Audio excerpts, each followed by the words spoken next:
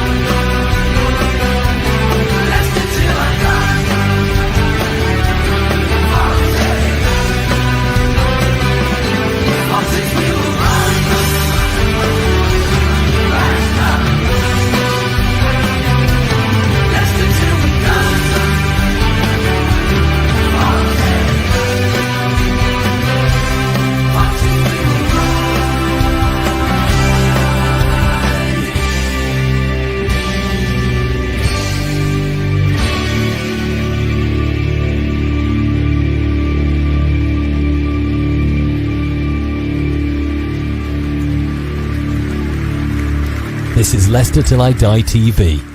Watch and subscribe on YouTube and listen on your podcast platform. I'm here. Hello. Good evening, good afternoon, good morning, good night, good day, goodbye. Hello, wherever you are in the world. One of those will apply to you. Welcome along to LTID TV. If you are watching us on YouTube, thank you very much for joining us. Do get your comments in. As you can see, already coming up down in the corner there, people are commenting. If only I'd gone to Specsavers, I could actually see it. I've got to enlarge the screen in a minute to be able to do that. So get your comments in. If you're watching on catch up, add your thoughts in into the panels below. We're always interested to read those. And if you're watching via your favourite podcast platform, thank you very much for lending us your ears. So, who's your money on? 10 to 11, as you can see, going across the bottom. That's not the time. That's the odds for Sean Dyche. But evens now. Danny Rohl, 1-1. Who is better for the job? I said the other day on the show, it's like coming up to a crossroads, and if you turn left, you're going to get Sean Dyche. Old school, he'll probably, keep us, or do us, good enough this season to keep us up. Probably get us up next season, and then keep us up the third season in the Premier League, and then we move on.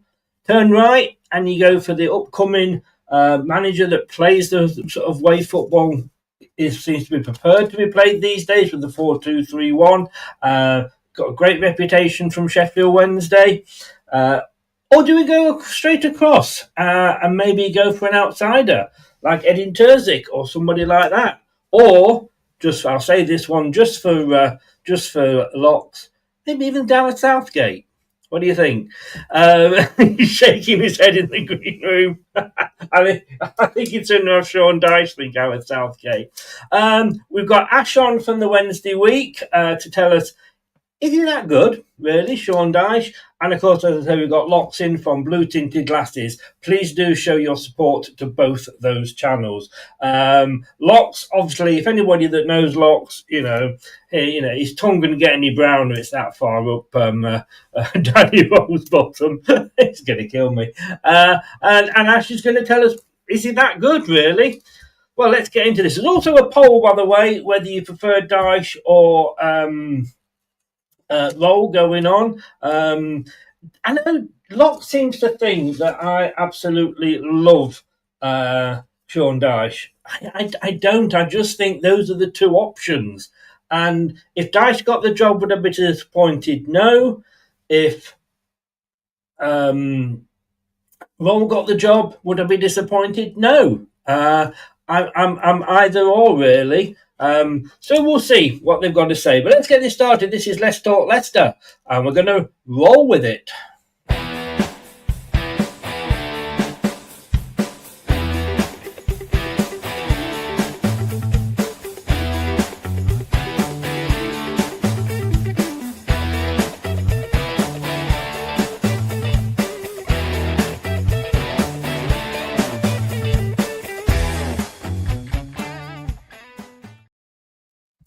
Gentlemen, a very good evening to you both. How are you doing? First of all, Locks, welcome along, mate. His Odds are getting closer and closer. Yes, mate. Yeah, happy to be on here with you, mate. And talking about Roll. I like your little comment there about my tongue can't get any browner, and I'll admit it. It is very brown right now because I am excited for the possibility of Danny Roll managing Leicester City. We'll just have to wait and see if it happens because still no news. And look, first of all, let's say to Ash, sympathies go out to you with everything that's going on at Sheffield Wednesday. I think if you speak to fans or decent fans of any other club, they'll stay the same. Lots were just saying beforehand, rumours that it might be just about to be sorted out. Any news on that at all? Hi, mate. Yeah, cheers. Thanks for inviting me on. It's a pleasure to come and talk Sheffield Wednesday. I wish it was in better circumstances, but Tell everybody what your comment was when I asked you on. Can you remember? Was it something that about be miserable, make everyone miserable, or something? Was No. You said no. I'd love to come on and talk about losing our manager. Well, we'll see. We'll see. Obviously, much publicised in the last few weeks that our owner has gone totally crazy, even more crazy than usual. And it looks like that, we're in a spot of trouble. And we've got 3 embargoes that's against us and the club. And he's trying to sell the club, but he's got astronomical demands. So, well, we know all about embargoes, don't we, Locke? We've got a few coming up ourselves. But look, if we look at the odds, they're going across the bottom there. That was as per this morning, so don't sort of go by those. And obviously, we always say gambling is not necessarily the answer. But Sean Dyche 10-11, Danny Roll evens. Lee Carsley, who's come from nowhere simply because he won the cup again, the Euro. Big speak tonight. The under 21 Euros at the weekend. Carrick is 8-1, just what we need. Another Manchester United ex-player to come and manage us. Ralph Hoosenholz in there. Oh, Gary O'Neill. I have said if Gary O'Neill gets his job, I'm going to start supporting Nottingham Forest. I'm sorry. And Edin Terzic there at 16-1, along with Stephen Gerrard. We'll come on to Danny Roll at the moment, Locks. I want you to start by saying, I've said, I understand if they go for Sean Dyche. I can see what they're trying to do. And like I say, for 3 years, it wouldn't be the worst thing, I don't think. I can also see what they're going, what the benefits are going for somebody like Danny Roll. Why are you so anti Sean Dyche? Why is he not the man for you? I don't think it's the right circumstance. I don't think it's the right situation. I think if it was back in November when we sacked Steve Cooper, Sean Dyche coming in and, trying to firefight and keep us up, then yeah, potentially. So I see that more. Even when Cooper was announced, I would have much rathered it be a continuation of Enzo Ball, but Dyche made more sense than Cooper, right? But obviously he wasn't available. Right now, I think the last thing we need is a Sean Dyche to come in. We, even though we won't be spending loads of money this summer, we will be spending something because we will need to replace a few players that are going to go. And I just don't think it's Dyche players that we should be bringing in. Yeah. And his record with youth, it's not as bad as some people make out, but it still isn't great. I don't want Sean Dyche to be the man to bring Jeremy Munger, Jake Evans, Badialuko through on their breakthrough seasons. I don't think that's the man who should be doing that. And I think the club are now in a situation where we actually need to stop building. If not many people are expecting us to go up at first attempt, I think a lot of people with points deductions are thinking, okay, we're probably not going to go up, and I actually think that's a good time to bring Danny Roll in because there won't be as much pressure on him as let's say Enzo Maresca had last time around, where the expectation was to 100% go up. Danny Roll, for me, I'm looking forward to hearing what Ash has got to say because I spoke to his friend, his colleague, if whatever you want to call him, Dan, the other day, and I got his insight. But Roll has done a good job. In my opinion, he's done a very good job. He took them from rock bottom. Ash could correct me here. The joint worst start to a championship season ever, I believe. And within 18 months, he got them to finish 12th. Now, it should have been higher, really, but he threw in the towel or down tools, allegedly. So it could have been even higher than that. With a squad of, the Sheffield Wednesday squad, with all due respect, it should never have been 12th. So I think with a good set of players, which we will still have even after the departures, and I actually think, I'll just say this lastly, Chris, I think it's the closest the club are going to get to actually pleasing every fan, which is, of course, an impossible task. And the reason I say that is because half the fan base don't want anything to do with tippy-tappy football, which they had under Enzo Maresca, what we might have had under Russell Martin. The other half don't want anything to do with Sean Dyche or Chris Wilder. And I think Danny Rohl is actually in the middle there. He does like his teams. Again, Ash, correct me if I'm wrong, but he does like his teams to play attractive stuff when possible, but he is adaptable. And high press, energetic. I think that's what the King Power needs, because it's been a bit of a library recently. And I think a bit of exciting football like that and energetic football will get people off the seat. Ash, let's come to you on that one. Let's start first of all when Danny Rohl took over, because was it Gareth Ainsworth before as your manager? No, I'm getting that confused. No, it was the one and only Cisco Munoz. That's it. So I'm thinking of Queen's Park Rangers. First of all, did he have to go then? Was it things that bad? I'm guessing they were.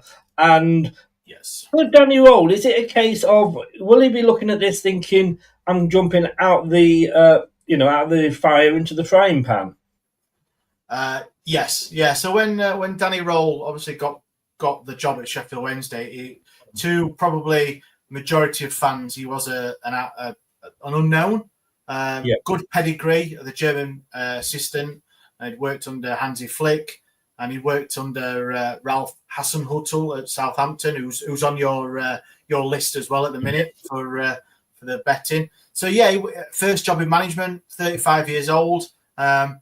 Probably, obviously, we got 1 point out of the first 10 games under Cisco, so we were rock bottom. We couldn't go any lower. So any manager that came in, even if it was from the merry-go-round of managers that you see on every job, or if it was an unknown, he was going to get the full backing from Sheffield Wednesday fans purely because of how awful the start of the season was.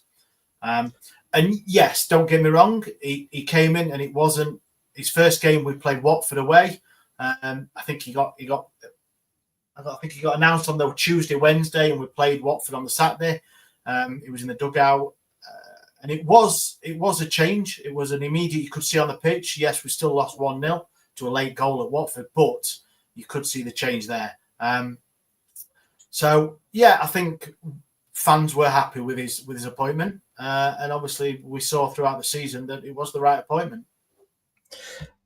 I mean, do you think my and like I say, I really despite. I mean, lots seems to think that I really do want Sean Dyche. I am split 50-50. I can see it both ways. But the worrying thing for me is that Danny Rohl's, and I know whenever you take this sign a player or take a manager on, like with Enzo, there's always the risk that somebody might come in and pinch them. But he's been saying from the start, allegedly, that he's very interested in going back to Germany.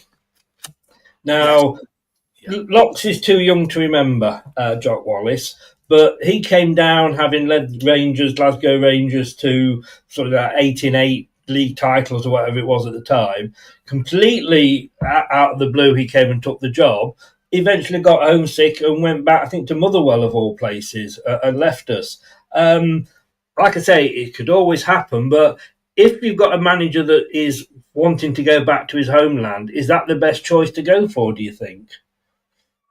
Yeah, it's been documented that Danny Rohl wants to go back to Germany. He's got a wife and 2 young children that never came over to Sheffield. They stayed in Germany. So he, on the last game of the season, Watford, he got on a plane straight from Luton after the game and flew back to Germany and not seen since. So he is, yes, he's got very strong ties to Germany, and his preference would have been, or would be, to go back to Germany and a German team. The issue he's got, or he's had, is there has been quite a number of German jobs come up, and he's either talked to them or not even been on shortlist. Especially his hometown club, RB Leipzig, They were after a manager, and he wasn't even on the shortlist. He wasn't talked about. We don't know if he interviewed or anything, but yeah, he's still at a club, but he wants away from the club. So. Just to give you an update, and the poll, 24% say Dyche, 69 Rohl, and 7% another, whoever that may be. Look, we have problems with players not sort of wanting to come and live locally and be near the club. We've had a manager, I don't think he bought anywhere. He was off back home to Holland at the first opportunity. Do we want another manager in that mould? Well, first of all, I don't know, Ash, if it's like he's not come out right and said, because he's not said I only want to manage in Germany or stuff like that. He's given off the impression, which I'm sure, if a club in Germany did want him, and he would love to take a job there. But the thing that is annoying me big time at the minute, Chris, and it is really, really winding me up. I keep seeing Leicester fans say, "Well, he could just get poached. He could just get poached in a year or two by a bigger club." And I'm like, what on earth is wrong with that? Like, that means he's been successful. Like, what on earth? Look at Enzo Maresca. He was successful in that season with us. So Chelsea came. Oh, and by the way, they also gave us 10 million quid for him, right? So if Danny Rohl joined, had a great time, got poached by a bigger club, and then they pay us 10 million for him, that's a positive. That's not a negative thing. That's good. It means he's been successful, and we've got a payoff at the end of it. I would rather that than have a manager nobody wants, like Ruud van Nistelrooy, because that's a situation we were in. So that winds me up more than anything. Trying to use the fact that he's ambitious as a negative against him. That's the biggest pile of tripe I've ever heard. And I can't even remember what the other question. Oh yeah, I mean, if he doesn't want the job, he won't take it. I'm sure there's there's rumours. I don't know if it was a misprint in the article. There's rumours about the Brentford number 2 and stuff like this. I mean, I'm sure that if he didn't want the job, he wouldn't take it. So I'm not really concerned about it too much, Chris. To be honest with you, of course, I suppose it's right for people to be concerned at the allegations that he downed tools after he didn't get a move to Southampton. Of course, there's something to go on, Ash. Go on. I think they've got stronger and stronger that they're more than allegations, to be honest. And this is probably one thing that Leicester fans or any fans of any club that are going to be looking at Danny Rohl is that in December there was November, I think it started when obviously Southampton were looking for a manager. He'd previously been at Southampton, so you got the old cliche, he knows the club and all that good stuff that comes out, that he was approached for the Southampton job. But in the summer, Danny Rohl had signed a long-term contract with Sheffield Wednesday, and the release clause was rumoured to be £5 million for Danny and £5 million for his backroom staff, which comprised of obviously Chris Powell and Sal Bibbo, who was goalkeeper, but he's just moved on now today, and Henrik Pedersen, who was his assistant. Now, Danny in the summer was happy with those negotiations, £5 million, happy. And I take your point, Locks, about obviously if your manager's successful, then people are going to look at you. And that is only a good thing, surely, because like you said, you're right. He did have people. We survived the season before out of an unbelievable run, and his name got mentioned. And then Southampton, who were struggling in the Premier League, come knocking, and we're obviously being put off by dealing with our owner, chairman, and the £5 million compensation. And then from January, the relationship between Danny and Dave Chansiri was pretty poor. We had a fans forum in the middle of January. You may recall, you'd seen it, that the Shea Charles was recalled from his loan halfway through it after apparently something that the owner had said in the fans forum. And it would come out that he'd not spoken to the manager for weeks. So this is in the middle of January when you are desperate for a centre-back. You're desperate for strengthening. We were 2 points off top 6 at that time. So in a great position. And to hear that as fans, that the two men who were running the club off and on the field are not talking. So you can look at the form after, for whatever reason, and our form after January was abysmal. So I think there was some spitting the dummy out if he's not got the job he wanted. But like you say, you signed the contract in the summer 6 months before. You knew it was 5 million. It's a lot for a manager, and still an unproven manager, especially if Southampton wanted him to keep them up, which would have been another impossible mission for Danny Rohl. But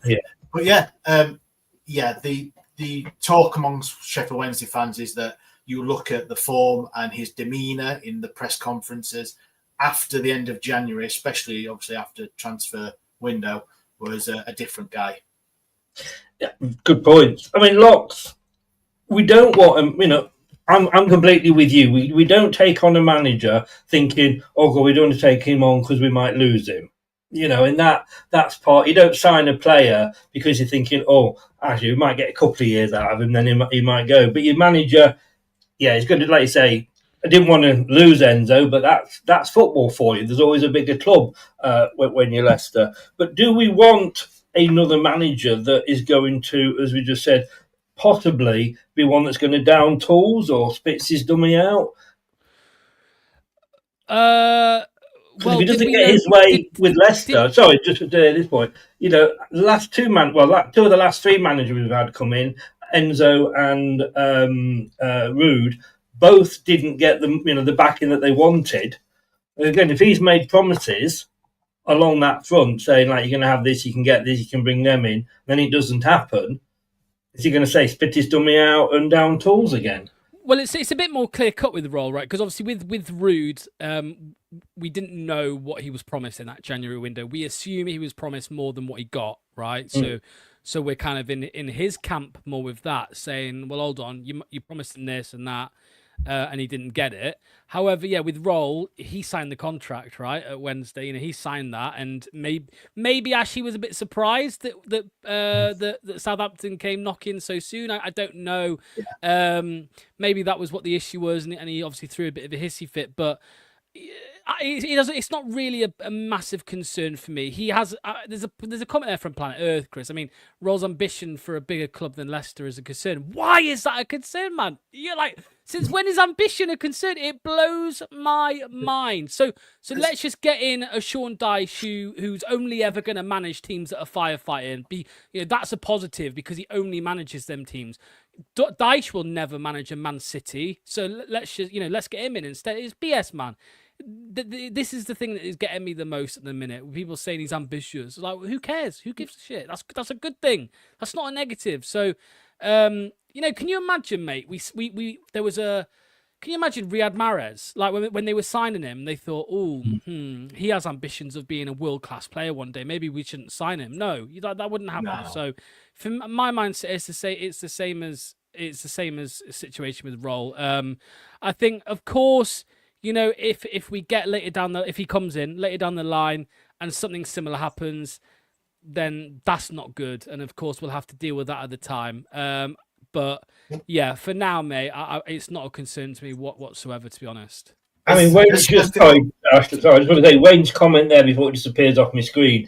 We don't want a one-season manager, no way. How could you build on that? But nobody takes on a manager thinking they're only going to be for one season. We give out 3-year contracts, and all right, it might be one season if we sack them. And if they are, look, would Enzo have gone had he not got us promoted? Probably not. They probably wouldn't have gone for manager. Look, we were 17 points clear. We nearly blew it, but we didn't. But had we blown it, would Chelsea been looking at Enzo and thinking, "Oh, he's the man for us"? No. So it's nobody signs takes a manager on for 1 year. Chris, as Wednesday fans, a lot of us knew that Danny Rohl was better than Sheffield Wednesday. We were under no illusion where we were when obviously Cisco went on that horrendous run. We had to get someone in, and then surviving the season before, there was a real concern because he was only on a short-term contract that he would leave. There would be people because of what And that would have hurt. But I do think with his background and where he's come from, who he's worked under, how he did conduct himself as well, under no illusions that he was and could be a top European manager somewhere, not at Sheffield Wednesday. Especially under the current ownership, what we've got at the minute, how he's done that under working for Depon Chanchere is a miracle itself. But yeah, I'm on the side of I will take any young manager, and current, if we would have got £5 million for Danny Rohl, that would have paid at least a couple of months' wages, which we're struggling for at the minute. So I agree with you. You can't go into managers or players thinking that they're only going to be here for 6 months, 12 months. Yes, I know that fans do complain when you offer a manager 3-4 years and they leave after 8-9 months, get sacked because they're not good enough, and that's just how it is. But yeah, as a young manager at 36 now, he is. It's an investment in the manager. Danny did say at Sheffield Wednesday he was here for the long haul. He was here for a project. I know all managers say the exact same thing. They're here for the project. And we believe that with that in mind, that we know that he will go on to better things. Now, is Leicester a better thing? Now, I don't want to get into an argument with you guys, but, we don't know, do we? Well, I think I said to you before, it's the frying pan mode. Lots. I want to say, look, I don't often agree an awful lot with Locks. We like to sort of have banter, shall we say, about different things. But on this, don't take on the manager in case we lose him. I'm completely 100% agree with Locks. And Kevin says there, how good is Rohl? 15 out of 20 will ask, who is he? I don't think so. Not if they're football fans. I think if you're a football fan. I mean, I did not follow the Championship because we were in the Premier League. And this season, or next coming up season, I won't know a lot about what's going on in the Premier League because I'm watching the Championship. But I knew who he was. And on the cheap again, I agree. Apparently, again, we don't know how true this is, negotiated his buyout clause to $1 million. But let me ask you, Locks, you remember Martin O'Neill? Yeah. Did we get him on the cheap just because we went to a player that was lower down the divisions? Tell me, Chris. I think I was 1 year old at the time. Oh, come on. Well, you've read about the success that we had. And he had to get that dig in then, didn't he? Such a baby. but Chris, people like Kevin would say this about players as well. They'd say, Kevin would have signed Jordan Ayew over Abdul Fatawu because he'd never heard of Fatawu. So why would you sign someone he never heard of? For me, it's ridiculous. Just do a bit of research, Kevin. If you see a name pop up, why don't you just take some time and do some research about the man and the manager, and then make a decision? But just saying that I've never heard of him and he's cheap, that's a load of crap. I mean, we're going to pay compensation for him, so it's not free or anything like that. So go on. I could probably answer that. How good is Rohl? I personally think he's very good. I think he got us out of his first managerial. He got us out of an impossible situation. Fantastic. Must have had something in the dressing room, really good man management, because he brought in 3 players in January, but the majority of the team, obviously, were left over from Cisco Munoz. And yes, we did sign some really good youngsters that summer, but they weren't playing, obviously not playing. They've got 1 point out of 30. But then the summer came and we brought in, I think it was about 10 or 11 players in, some really good, some not so good, like any team. But I'm under no illusion that probably not many of them were his signings. They were done by a recruitment advisor, should we call him, for our owner. And then to get us 2 points within 2 points in January was fantastic of the playoffs. Yes, the last half of the season fell off. But I still, in the nucleus of Danny Rohl and how he wants to play and his I hate the word, philosophy or tactical style is very good. And if you look at the players that we had last season, there weren't that many that were sparkling, you would say, were top 6 championship players, but he got us there, or close to it, shall I say. So for me, I still believe that he will go on to be a very, very good manager. And yeah, I not now, but I would have loved him to stay. But I just think he can't stay at Sheffield Wednesday now. And if that's the bridges have been burnt. But what you were saying, Locke, and it was very good about, if you don't know somebody, go and do your research. And I generally, with these shows, I tend to sort of wing it, because that's the way I like to ask questions. And I, because if I pretend not to know things, most of the time I don't know things. But when I was looking at the list, not for this show, 2 or 3 shows ago, I was looking at the list of who was, in the betting. And again, because I don't follow European football, I had no idea who Edin Terzic was. And I went and looked. And again, when you look at him, he would now be my number one choice. I don't think we will get him, but he would be my number one choice. Again, in a similar mould to Danny Rohl and what have you. So, yes, if we're about to sign a manager, I would certainly, go and learn about them and read up about them. But moving on to Danny Rohl, you've said why you don't want Sean Dyche. Why do you want Danny Rohl, Locks? For all the reasons I've already mentioned, mate. I think he is the right man for the current situation we're in. I think some people think differently, and that's fine. Some people think the opposite, in the way that, okay, we're going to lose players and we can't spend loads of money and we're going to get a points deduction, so it's Sean Dyche because it's a firefight. But I still don't think it's a firefight for us in the Championship this season, because, whatever points deduction they give us, I don't think we're going to be a relegation. I don't think we're going to be a relegation candidate. Now, some people will say that's cocky. I don't think we're going up. I'll say that now. I don't think we're going to go up, but I think we'll be way, way above the relegation zone. I think we need somebody who is able to come in. And first of all, they need to look at the style of football situation, because we heard for ages that Top wanted Leicester to play like Man City, which they can't do when we get to the Premier League. We can do it in the Championship, but we can't do it when we get to the Premier League. And that isn't what Danny Rohl is. Danny Rohl isn't a disciple of Pep Guardiola. He is a lot more adaptable. And his football is a lot more energetic, high pressing, as I've already said. And I actually think, like I said, it's a brand of football that will get people off their seats in the King Power, a bit more excitement.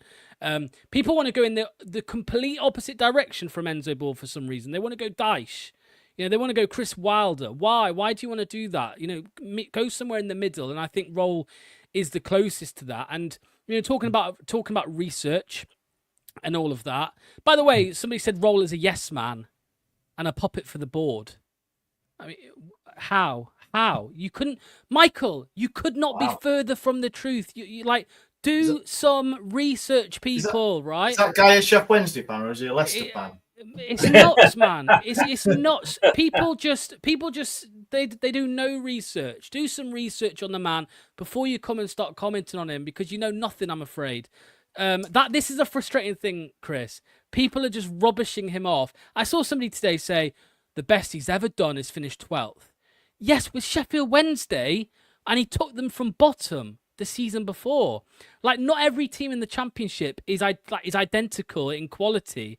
It's not like, because he finished 12th with Wednesday, that doesn't mean he's going to finish 12th with Leicester. He will have better players at Leicester. If we didn't have any points deduction, Leicester City with Danny Rohl, I would say we're going to win the league. That would be my prediction, right? But we might be getting points deductions, so that won't happen. But yeah, I'm just saying, do some research before you start rubbishing. You could say though, Locks, that they are as passionate about, because he's very much a Sean Dyche in person, and he could, the argument could say, well, you're rubbishing Sean Dyche.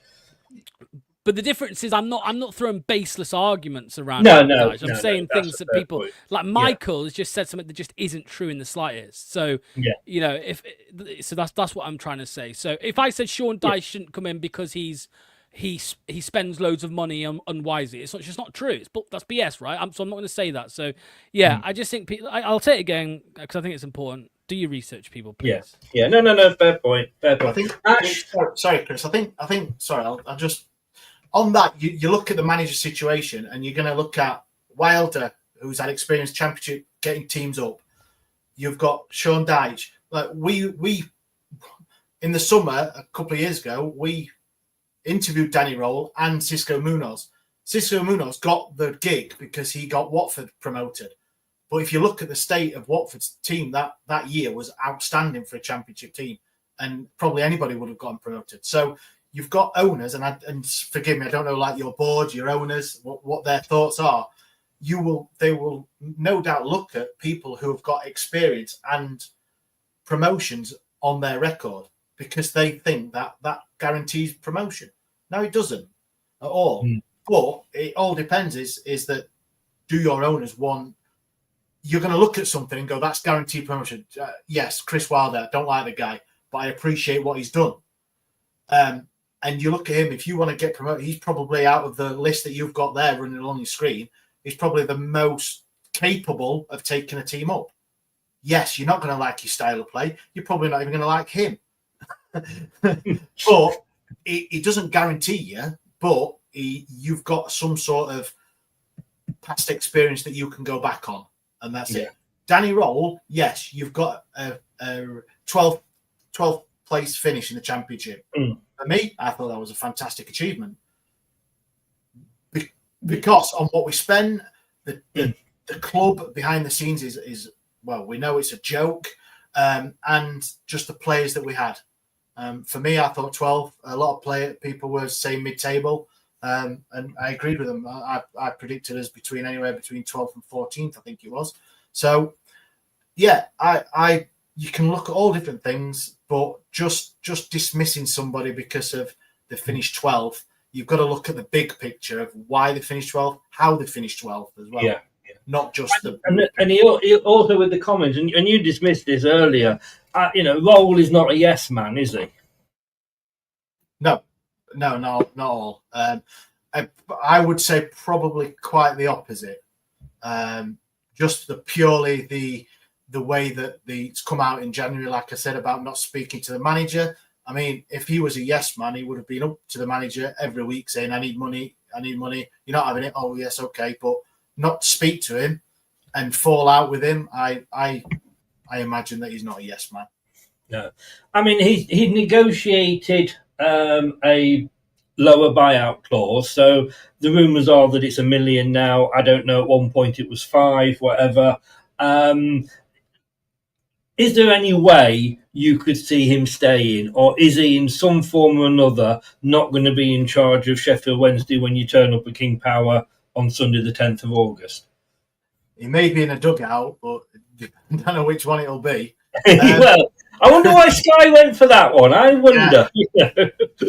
I think the only way that Danny Rohl will stay at Sheffield Wednesday is if we get bought out in the next week or two and the new owners promise him the world and give him money to spend and all sorts. But it is probably a very, very, very slim chance. Yeah. I mean, look, we know there's things been going on behind the scenes with King Power, with Top and the actual company itself. But they've had 2 months nearly.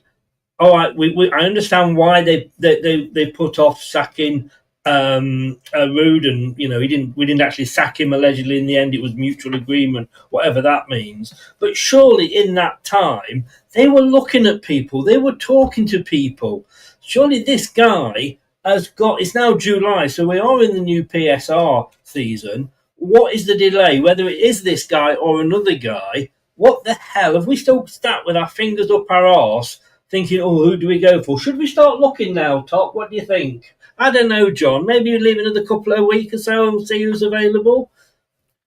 Yeah, it's disappointing. It's frustrating. I think because of how long we had to wait for the Rude announcement, we assumed wrongly that the replacement will be that'll be done quite quickly, right? Because we've waited 6 weeks to see Rude go, and so surely they'll have somebody lined up. And once again, that doesn't seem to be the case. I mean, the only logical explanation is that it's Danny Rohl. For me, that is the only thing that makes sense, because if it was Sean Dyche, if it was Chris Wilder, if it was Michael Carrick, why aren't they here yet? It's out of work. Of course, you have to negotiate the contract and all of that, but don't have to sort out compensation and all of that. That should have been done, you'd imagine, the day or the day after Ruud was announced as, so that makes sense to me that it is Danny Rohl. However, on the flip side, I will also say that Leicester City and the powers that be are known to completely make a mess of things as well. So they could be all in on Danny Rohl, just like they were all in on Graham Potter last summer. It all goes tits up, and they then quickly have to get on the blower and go for number 2, which is probably Sean Dyche, right? So, that's the only thing I've got for you, Chris. It's the only thing that makes sense, mate, that it's Danny Rohl. And it would be very, very frustrating if it was somebody who is out of work, because can you imagine we've had to wait until the 3rd, 4th, 5th, whatever it is of July for somebody that it could have been done a week ago, 2 weeks ago. Going into our first pre-season friendly on Saturday, and we haven't got a manager to oversee it. It's great. Only Leicester. Possibly Sheffield Wednesday as well. I don't know. At least you have them in the diary. We haven't even got any pre-season friendlies. So. Oh, Ash, we want to talk about go into a bit more detail on Danny Rohl. And you were saying then about him falling out with the owners and what have you, and we get that, if you promise one thing and you're not, etc., etc. But having had a manager that seems to have fallen out with 4 or 5 of the squad, what as far as you know, what was his relationship like with the players? As a fan looking in, it looked very good. It was very, in his post-match press conferences, he very, very rarely he dug any of the players out. It was very much that it was his fault or a collective rather than pointing at anyone. You saw training. It's easy to say as an outsider looking in, because all the media that comes about the club match day and through the week training looks very good. Interviews. Josh Windass did an interview with a podcaster a fair few months ago now, and he praised Danny Rohl. He said he was really good, go to top type of player, type of manager. No issues there. He did say that a lot of the stuff on the training field was done by his assistant on the training side of it, but Danny was there. Obviously, he's the man for the tactical side. I personally think he had a good relationship with players. You haven't heard anything from anywhere else that could suggest otherwise. It was more of the owner rather than Danny that had issues with players, I believe. There was issues with, I think it was January season gone last, but Lee Gregory wanted to leave on loan in January. And Danny was happy for that to happen because he wasn't featuring, and the owner blocked it. So I think for whatever reason. So I think he will get on with players. There's nothing that suggests otherwise. Stick with you for this, Ash, because it says here, it's internet. But his preferred formation is a 4-2-3-1, pretty much along the lines that Ruud was playing. Our problem was that we'd got a manager who had scored 10 in 10. We'd got our main striker had scored 11 in 11. And yet the manager was taking the team out and putting out a side that couldn't get the ball past the halfway line. Or if they did, they suddenly realised they'd gone over the halfway line and thought, oh, shit, I'm too high up the field. I better pass it back and get it in our own area. Without looking at sort of your goal scoring, was he very, in the transition, was he very good? Was he getting the ball forward? Yeah, so Danny started with 3 at the back. So that was his initial preferred formation, 3 at the back. But I think we had a lot of injuries, and so obviously switched to a 4. So it was 4-2-3-1 that he did actually change sometimes as well in game. And you're not saying that you've actually had a manager who had a plan B, are you? Well, he did have a plan B, but not as often. And is not as successful as you'd like. So one of the things that was levelled at Danny Rohl was his substitutions. Sometimes his substitutions were very late. So you're chasing a game, you're making changes at 82, 83, 86 minutes, or that they couldn't, as fans, you couldn't understand why he took one player off to substitute with another. It was sometimes very bizarre. Now, you look into it, that could have been a dig at the chairman because of, look at this, I'm having to play this player instead of this one. You haven't supplied me with the players that I wanted, X, Y, Z. So there was that towards the latter half of this season gone, that it could have been that sort of way that he wanted to put his frustrations out to the owner. But he did change it. It was the high press, out of possession. You could see that really well. He wanted to start from the back, which a lot of teams want to do now. We had James Beadle on loan as goalkeeper, but then our young goalkeeper, Pierce Charles, who is fantastic, I wouldn't mind saying, with his feet, playing out from the back with him. And you heard it from the players that Danny really drilled into what he wanted each player to do. They had specific roles, responsibilities, and they had to stick to them, which you do hear a lot. But it was said by a lot of players quite a few times. It was the plan B option. As fans, you always want your manager to have B, C's, and D's, don't you? And sometimes I just like them to have an A sometimes. Sometimes his plan B was just one of those that you just thought, as fans, we all play Championship manager, football manager, we wouldn't have done that type of thing. Yeah, we're all managers, aren't we? Locks, Champions League winner. This is just as a manager, not as a player. Champions League winner with Bayern Munich. German champions twice with Bayern Munich. UEFA Super Cup winner with Bayern Munich. German Cup winner with Bayern Munich. FIFA Club World Cup winner with Bayern Munich. German Super Cup winner with Bayern Munich, where he was assistant manager. He then went on to be assistant manager of Germany, who we know are not, the worst international side. The guy is a winner, isn't he? Yeah. I mean, it's similar, not exactly, but similar background, if you like, to Enzo Maresca. How Enzo was either second fiddle or various different roles at these big clubs under big managers. The thing though that Danny Rohl has that Enzo Maresca definitely didn't have was the video analysis background. Which a lot of people just rubbish off and say. I mean, I saw somebody today on Twitter say, "Oh, why would we want a video analyst?" Oh, we do. You mentioned this in the chat, didn't you, the other night? Yeah, of course. It's how they see the game. If that is your background, your IQ, your football IQ, which I think people call it these days, it's going to be good. The way that you read the game, the way you see the game, and that's only a positive in my eyes. And you got to think as well. This guy started from the bottom. Literally, he was a nothing footballer. I don't know if he struggled with injuries or anything like that, but he played at a very low level. And then obviously he came through as a video analyst, and obviously at Bayern Munich, Germany, under two incredible managers, by the way. Is it Nagelsmann and Hansi Flick? I believe. I don't know. Maybe Nagelsmann as well. Yeah. I knew it was Hansi Flick. Hasenhüttl as well. Obviously, he's got experience there working at an English club. He has. I mean, Jack said it there perfectly. He's got pedigree in the game. Not just for he's not an ex-professional like Ruud van Nistelrooy or Enzo Maresca, for example. But he's worked his way up and he's done a lot of the donkey work, if you like. So I think he deserves a shot, and fair play to Sheffield Wednesday for giving him a shot as a manager, as a number one.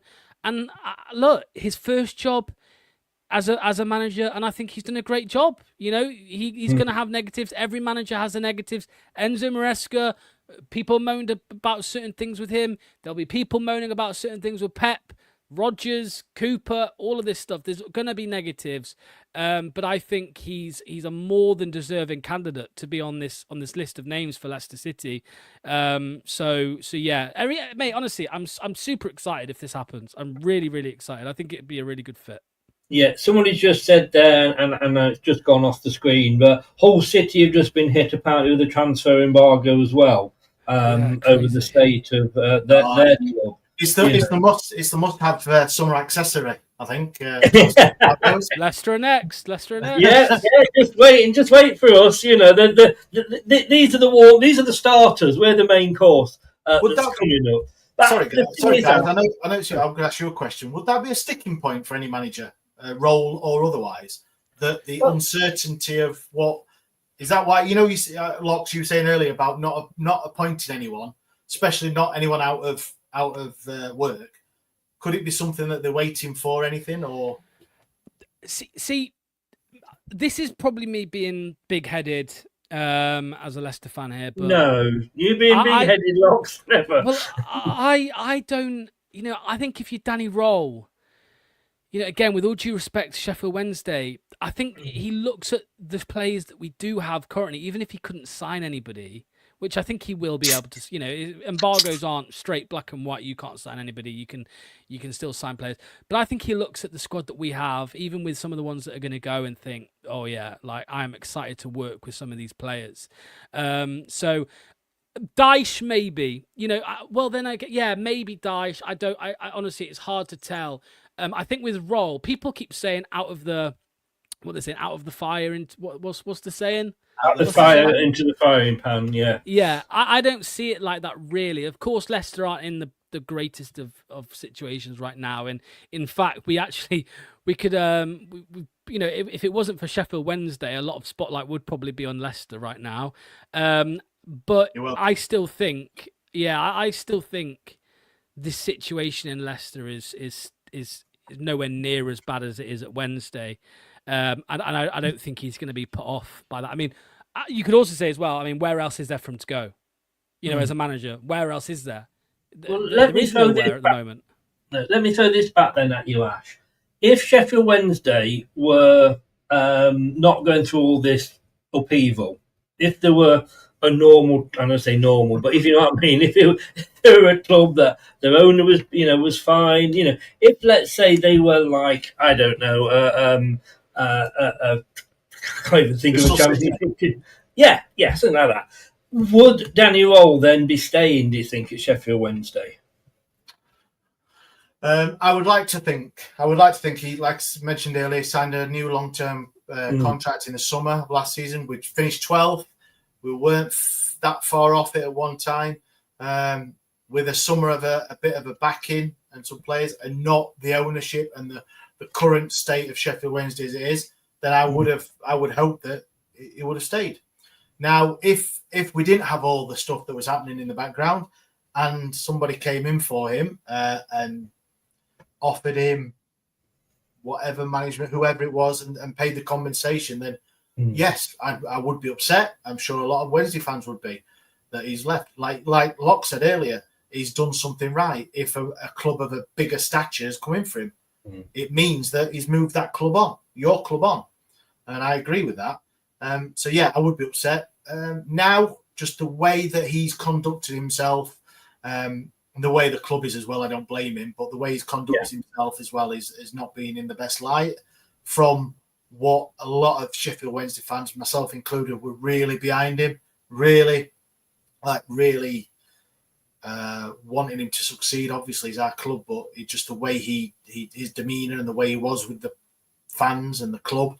But in the last month, since the season's ended, he's been, as someone said on our socials, twerking himself around Europe to every other club. So, yeah, I mean, to answer your question, Ash, for me, I think, even if we get a transfer embargo, and I've said this lots, I wouldn't be bothered if we had a transfer embargo, because it means that you're going to have to play the youngsters.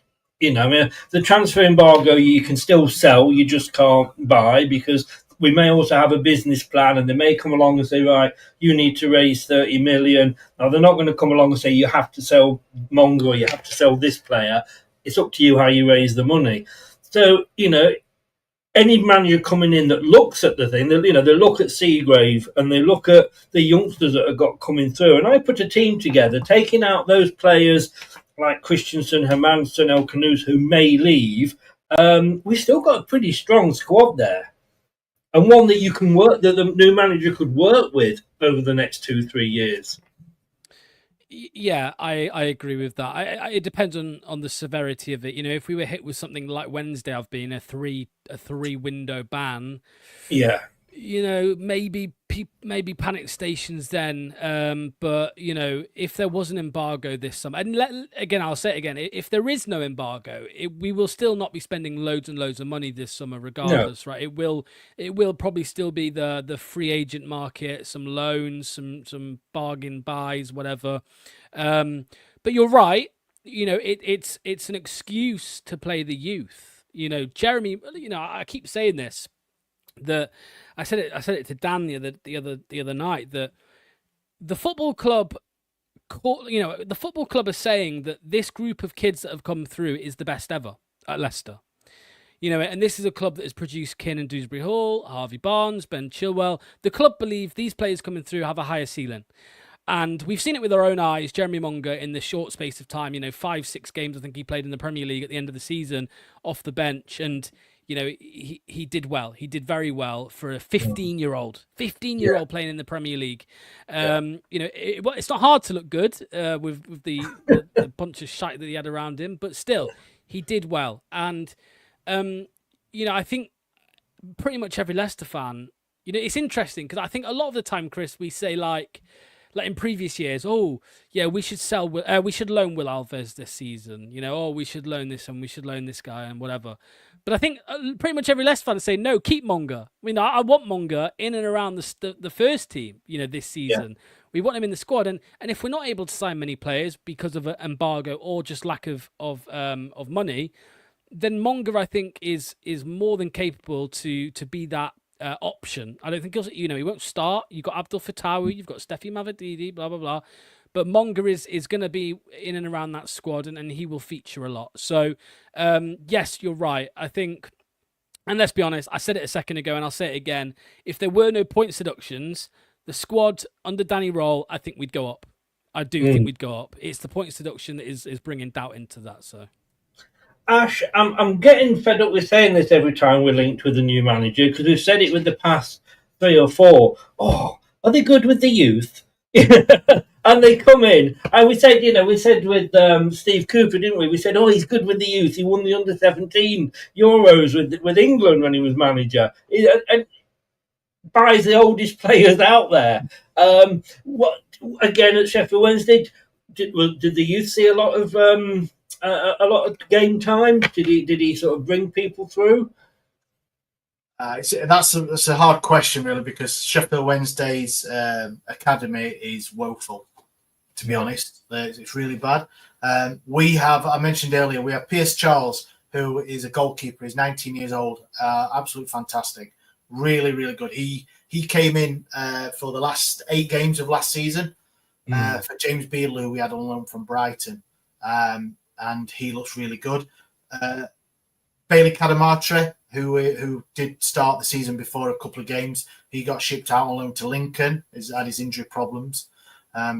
And really the only other one was Gabriel Okbek-Teo, a centre-back that we picked up from Burnley a couple of years ago. He had a chance, but that's it. So there hasn't been... The only other youth you could call them were ones that we actually bought for the first team, which is Gassama, Masaba. Right. So those sorts of players that are young, but they were for first team. Not so much from you had the Charles Sheffield as well, didn't you?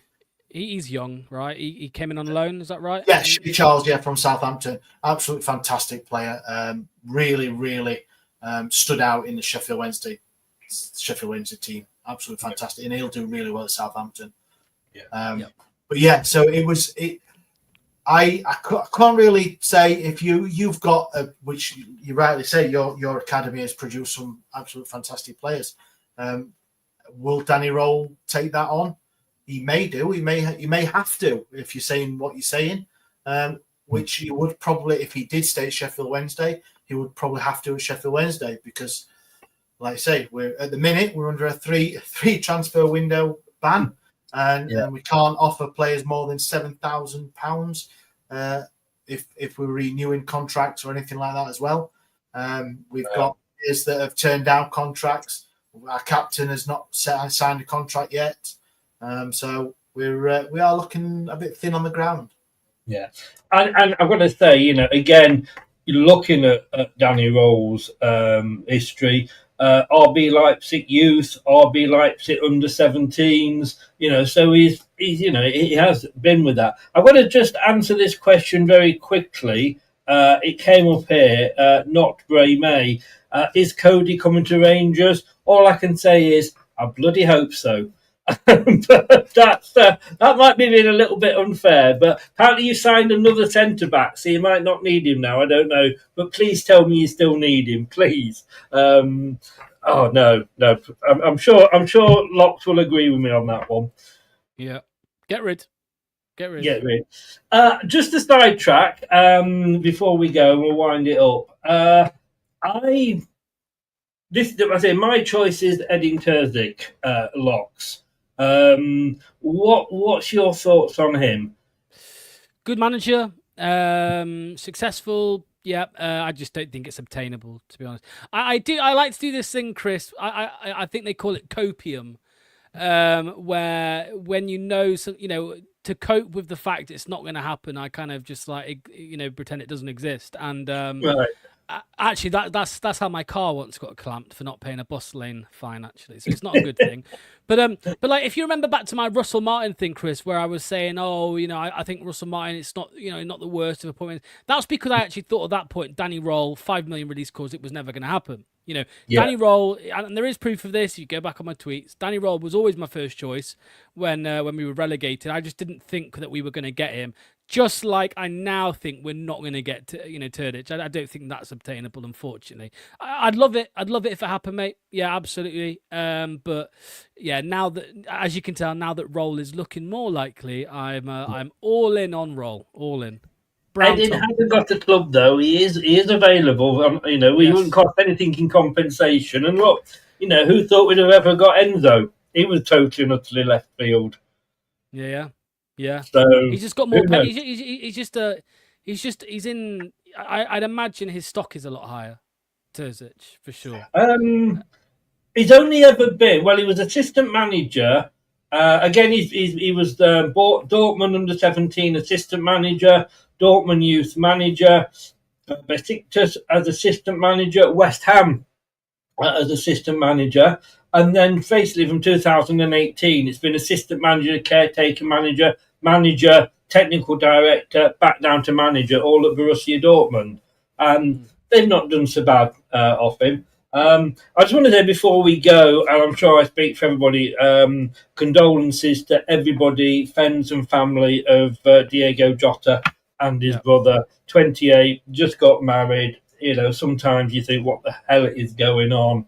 But I think football has been robbed of a immense talent there. And Andy, I don't think he'd even peaked yet. So, say condolences on that one. Locks, Ash, thank you very much. We will see. Maybe Sky do know something, making us the one game on the Sunday. Maybe, they've got a horse in this race. Who knows? But I mean, again, very quickly before we go, and I'll ask you both for this one. Locks, you look at this and thinking, it's a good game to start with. It's a good, possibly, and I'm not being big-headed here, but possibly getting 3 points. It's a club in turmoil. We should be able to get the 3 points and get us off to a good start. Yeah.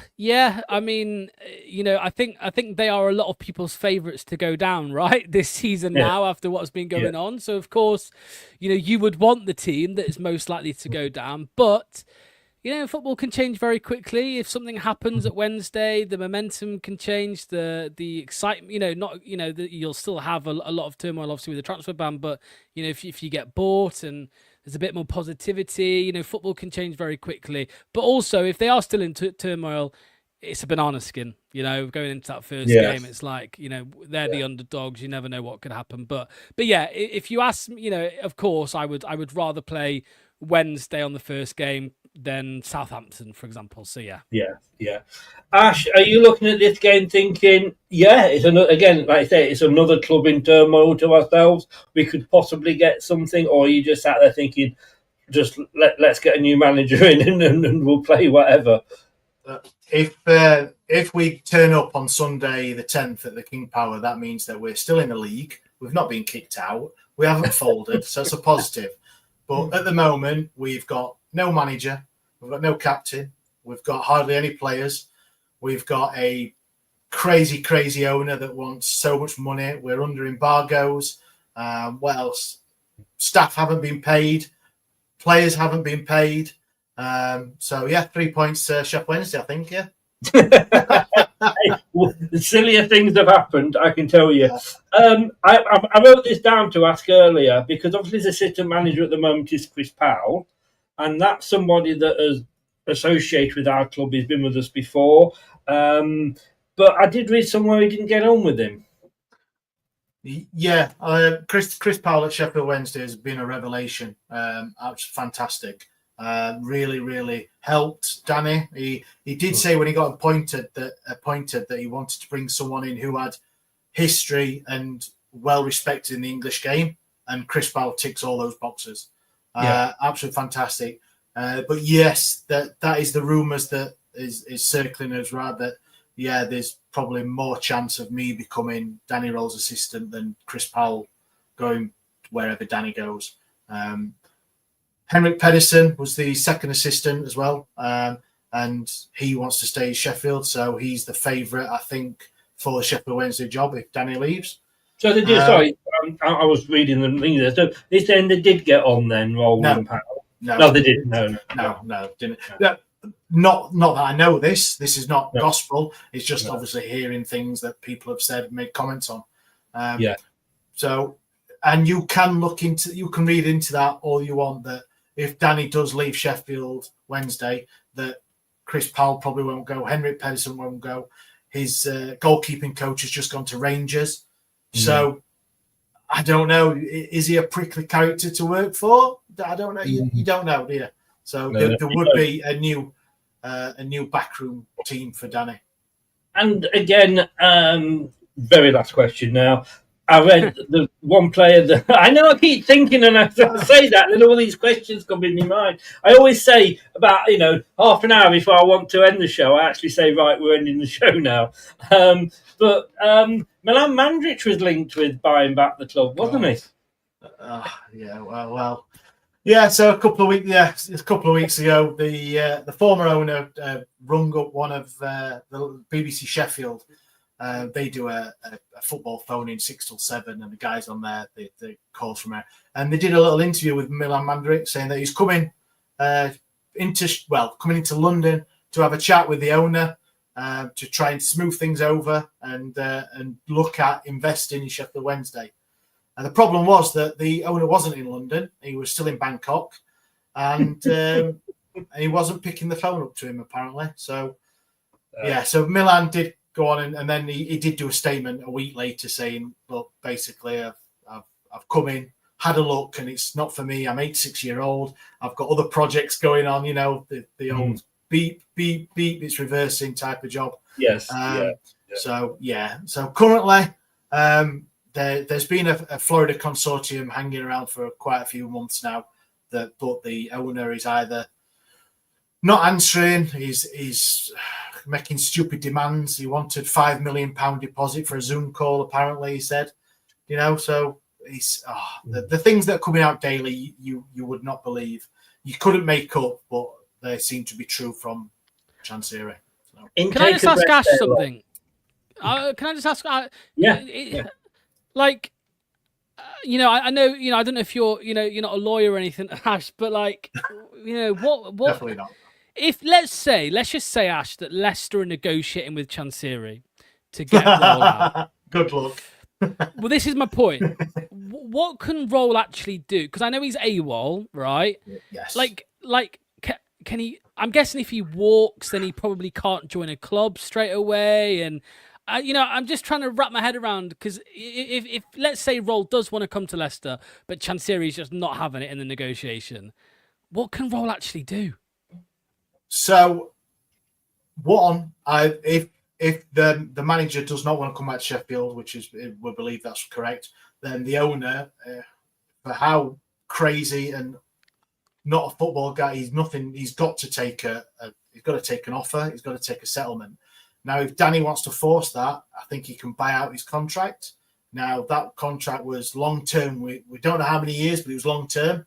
And if it's £5 million originally, then it's that's a 3-4 years maybe that he negotiated. So that's not going to be cheap to buy that out. Now, if Leicester want to buy that out for him, and then he just obviously moves, Sheffield Wednesday cannot, as you've seen, we can't afford to pay the wages to the players and staff now, never mind put someone on gardening leave and bring someone else in. So if everything is as it seems, that there is no way that the owner should or could stop Danny Rohl from leaving, because one, we are desperate for the money, and two, do you really want a manager coming back who doesn't want to be there? So he's got to. There's no if now it's up to Leicester if Danny Rohl's the man for them, isn't it? And I suppose all them negotiations with Leicester and Rohl's agent people, whoever himself, are taking place. Of course they are. Anyone who doesn't think that happens in football doesn't know football. So they would have no doubt sounded Danny out if he wants to come, and then gone, look, how much is it going to cost? Now, negotiating with our owner is a nightmare on all accounts. So I would say that Danny, if Danny wants the Leicester job, I imagine he will be the Leicester manager. We'll just close the poll, which I nearly forgot about. And it's ended. It's not come up on the thing there, but it's ended. Apparently, somebody else that doesn't know about football is Google, because they've worked this out, and we've got up to 98%. I don't know where the other 2% have gone, but 66% have voted for Danny Rohl, 27% for Sean Dyche, and 5% for another, which in my works up to 84%. So I don't know how they work that out, but it looks like everybody in this chat, or everybody who, what did they used to say for Kitty Cat? Everybody who's expressed an opinion has gone for Danny Rohl, which makes Locks a very, very, very happy man. Not sure about Ash, but I don't think, I think Ash has sort of worked out he's not coming back, whatever happens now. I think for me, if he's leaving, I would love it to be back to Germany and not to a championship team, and especially not to one that we're playing on the first game of the season. And so it's not ideal for any Sheffield Wednesday fan for him to go to a championship team. So. Guys, look, Ash, whatever happens, good luck, and I hope the owner debacle works out for you. Locks, always appreciate you coming on, mate. Even without Manny as number 2 in your corner, it's been great to have you on. Thank you very much. Links in the description below. Thanks very much, guys. Have a great weekend. The mighty Peterborough roll into Seagrave on Saturday. Wow, can't wait for it. You seen the live chat, Chris? Just in time. Manny's just as I took it down, he comes in. Yeah. I was saying what a wonderful person Manny was, and how he speaks so much sense and understanding, and looks at everybody's point of view. Love you, Manny. Take care, guys. Thanks so much, and all the best. Cheers. Thank you. So thanks, everybody. And thank you very much, like I say, to Ash from the Wednesday week. Locks, of course, from Blue Tinted Glasses. Go and give them both a follow. If you're not following Locks at the moment of Blue Tinted Glasses, why not? Great Leicester channel. Appreciate that. Who's it going to be? I think more importantly, when's it going to be? I mean, I'm 64 here. I've not got long left. I could be on my way out before we appoint a new manager, but we will see. Come on, Eddie Terzic, get your CV in. But thanks very much. We'll see you tomorrow night at 7 for the back pages, and of course the watch along on Saturday for the friendly. And Thank you to everybody that's been in the chat. Really do appreciate it. Smash that like button. Subscribe if you're new. And don't forget to click that notification bell. If you've been watching this on catch up, click the details or enter your details below. We always like to get your thoughts. And as I say, if you're listening via your favourite podcast platform, whichever that one is, thank you for lending me your ears. I'll see you tomorrow night at 7 with the back pages with Wayne. Take care, guys. Thank you very much. 5, 4, 3. Thanks for watching. These videos are tremendous. You better like them too, or I'll be back. This podcast is proud to be part of the TalkSport Fan Network. TalkSport. Powered by fans. That will conclude this evening's entertainment.